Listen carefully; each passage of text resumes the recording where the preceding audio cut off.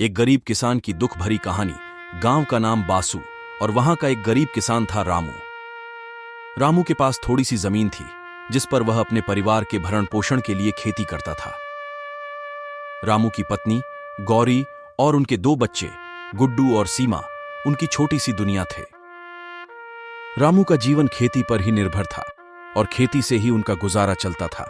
परंतु प्राकृतिक विपदाओं और आर्थिक कठिनाइयों ने उनके जीवन को संघर्षमय बना दिया था।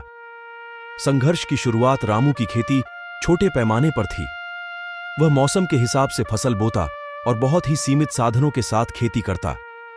एक साल जब बारिश ने समय पर दस्तक नहीं दी तो रामू की फसल पूरी तरह से सूख गई। इस अकाल की मार से न केवल उसकी फसल बर्बाद हो गई बल्कि उसके परिवार का पेट भरना भी मुश्किल हो गया। उसे मजबूरी में साहूकार से उधार लेना पड़ा। कर्ज का बोझ साहूकार हरिया एक लालची और निर्दयी आदमी था। उसने रामू को ऊंचे ब्याज दर पर कर्ज दिया। रामू ने सोचा था कि अगले साल की फसल अच्छी होगी और वह कर्ज चुका देगा, लेकिन उसकी किस्मत ने फिर से उसका साथ नहीं दिया। अगले साल भी मौसम खराब रहा और फसल फिर से बर्बाद हो गई। कर्ज का बोझ रामू पर बढ़ता गया और साहूकार की धमकियों ने उसकी रातों की नींद हराम कर दी। परिवार की मुश्किलें गौरी, रामू की पत्नी, अपने पति की परेशानियों को देखकर बहुत दुखी थी। वह जानती थी कि रामू अपनी पूरी मेहनत और ईमानदारी से काम कर रहा है, लेकिन हालात उसके बस में नहीं थे। बच्चों की पढ़ाई भी बाधित हो रही थी। गुड्डू और सीमा स्कूल जाते, लेकिन उनके पास किताबें और स्कूल की अन्य सामग्री खरीदने के पैसे नहीं थे। रामू और गौरी ने अपने बच्चों की शिक्षा के लिए बहुत सपने देखे थे, परंतु अब वह सब बिखरता नजर आ रहा था। गांव का समर्थन गांव के कुछ लोग रामू की स्थिति से वाकिफ थे और उसकी मदद करना चाहते थे, लेकिन वे खुद भी आर्थिक तंगी से जूझ रहे थे। फिर भी कुछ लोग मिलकर रामू के लिए छोटे मोटे काम ढूंढने की कोशिश करते ताकि उसका परिवार भूखा न सोए। गांव के सरपंच ने रामू को मनरेगा के तहत काम दिलाने की कोशिश की, लेकिन वह काफी नहीं था। रामू की जमीन और फसल की स्थिति खराब होती जा रही थी।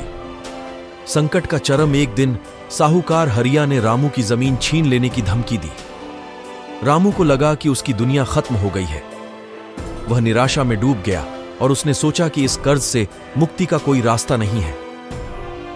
गौरी ने रामू को समझाया और उसे हिम्मत दी। उसने कहा, हम अपने बच्चों के लिए इस संघर्ष को झेल सकते हैं। हमें हार नहीं माननी चाहिए। एक नई आशा गौरी ने रामू को सुझाया कि वह शहर जाकर काम ढूंढे।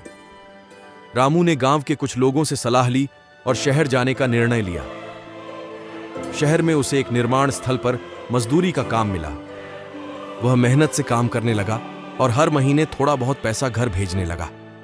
हालांकि यह पर्याप्त नहीं था, लेकिन इससे उनका गुजारा थोड़ा आसान हो गया। बच्चों का संघर्ष गुड्डू और सीमा ने भी अपनी पढ़ाई के साथ साथ घर के कामों में हाथ बंटाना शुरू कर दिया। वे समझ गए थे कि उनके पिता कितनी मुश्किलों का सामना कर रहे हैं। गुड्डू ने गांव में ही एक छोटी दुकान में काम करना शुरू कर दिया और सीमा ने सिलाई बुनाई का काम सीखा। उन्होंने अपने पिता का हौसला बढ़ाया और उन्हें विश्वास दिलाया कि वे इस कठिन समय को पार कर लेंगे। सामुदायिक प्रयास, गांव के लोगों ने भी रामू के परिवार की मदद के लिए हाथ बढ़ाया।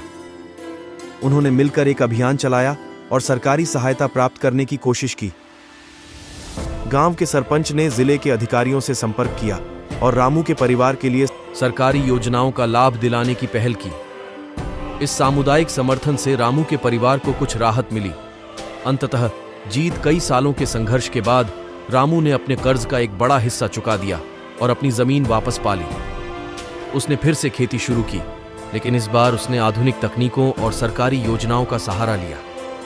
गांव के लोगों ने भी उसे सहायता दी और धीरे धीरे उसकी फसलें अच्छी होने लगीं। रामू का संघर्ष अभी खत्म नहीं हुआ था, लेकिन उसने और उसके परिवार ने अपने दृढ़ संकल्प और मेहनत से विपरीत परिस्थितियों का सामना किया और अपनी स्थिति को सुधारने में सफलता प्राप्त की।